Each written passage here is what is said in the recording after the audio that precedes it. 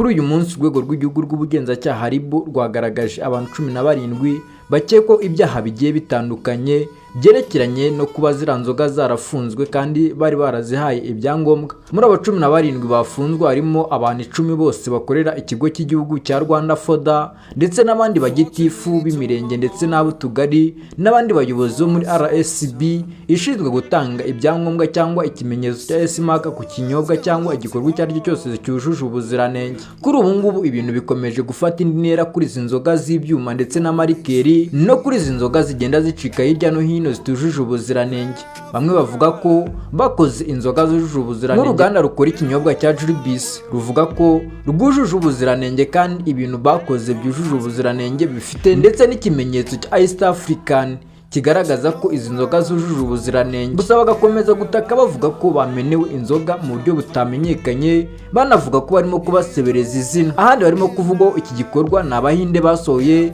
iyi nzoga ya Kiwingo ikorerwa muri Tanzania, bavuga ko bamenewe product kandi izo product zabo zari zujuje ubuziranenge. Gusa bano bakire bose barigiza nkana, dore ko leta y'u Rwanda afashe icyemezo nta kindi kintu irebeyeho, irebeye ku buzima bw'abaturarwanda ndetse n'abantu bose barimo kwangizwa n'izi nzoga z'ibyuma zikomeje kureka urubyiruko cyane cyane, dore ko arirwo rwisanga rurimo kunywa zino rikeri zangiza ubuzima bwabo. Bamwe usanga batakibasha kugira ikintu bakora, abandi ugasanga ntibagitekereza. Ndetse minisitiri w'urubyiruko yagize gutya aravuga ngo nta mpamvu yo kugereranya izi nzoga z'ibyuma ndetse n'itabi, dore ko ngo itabi mu Rwanda ryagabanyutseho ku kigero cyo kuva kuri 13% zikagera kuri 7%, mu gihe bino byuma byo batangaje ko abantu babiri baba barimo kuzinywa, abandi bakavuga ko zikomeje koreka ubuzima bw'abanyarwanda.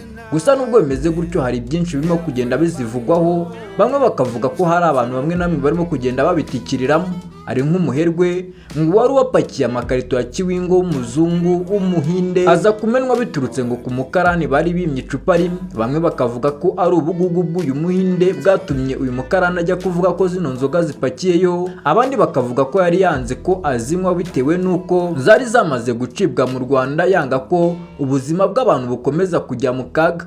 Gusa ngo yaratangiye gusaba ko zasubizwa aho zaturutse, ariho muri Tanzania aho bashinze uru ruganda. Gusa ibintu ntago bikomeje koroha kuri izi nzoga z'inkorano ndetse n'izi nzoga zitujuje ubuziranenge, dore ko bagenda bavuga ko izi nzoga zagiye zivangwamo amaetanol atujuje ubuziranenge. Abandi bagasobanura ko zimwe na zimwe bakoraga zabaga zujuje ubuziranenge. Gusa umuvugizi wa RIB y'u Rwanda Dr Murangira Thierry yavuze ko hari inzoga zimwe na zimwe zoherezwa mu mahanga zujuje ubuziranenge mu gihe zihabwa abanyarwanda zo zitari zujuje ubuziranenge, bityo bikaba birimo gutuma isoko ry'u Rwanda gucururiza izi nzoga z'amarikeri ndetse n'ibyuma bitemewe n'aka na gato. Ni ibintu bikomeje guhangayikisha abantu benshi, abakuragamo agafaranga ko gutunga imiryango yabo, abari barabaye abaherwe bitewe n'ibi bintu bakomeje gufatwa kunda. Gusa icyo nibutse urubyiruko ndetse n'abanywa inzoga muri rusange ni ukumenya neza ko koko izi nzoga zitujuje ubuziranenge, dore ko zikomeza kwangiza ubuzima bwanyu buri munsi, namwe murabibona. Ingero ni nyinshi,